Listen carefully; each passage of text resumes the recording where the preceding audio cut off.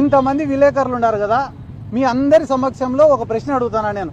తెలుగుదేశం వాళ్ళు ఈ 15 నెలలు 16 నెలల్లో ఒక్క పని చేసినారా? ఒక్క పని, ఏదైనా ఒక్క పని చేసింటే మీరు చెప్పండి.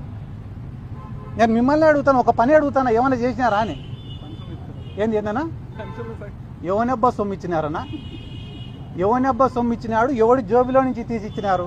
I'm sorry to say this. నేను ఆ మాట మాట్లాడకూడదు, కానీ ఎందుకు మాట్లాడినా అంటే మా జగన్ సార్ సంక్షేమ పథకాలు ఇచ్చినప్పుడు జోబులో నుంచి తీసి ఇచ్చినాడా అని అడిగినారు.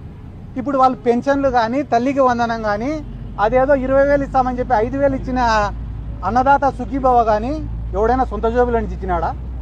పొరపాటున సొంత జోబులో నుంచి ఇచ్చినింటే మేము రాజకీయం సాధించుకుంటాం. తల్లికి వందనం అనే పథకం మీరు ఇచ్చి రాష్ట్రం అంతా డబ్బాలు కొట్టుకుంటా hit, success, super 6, super hit అని చెప్పుకుంటారే. అసలు తల్లికి వందనం అనే ఆలోచన, అమ్మఒడి అనే ఆలోచన చేసిన మా జగన్ సార్ గురించి మేమెంత గట్టిగా చెప్పుకోవాలా? మేమెంత గొప్పగా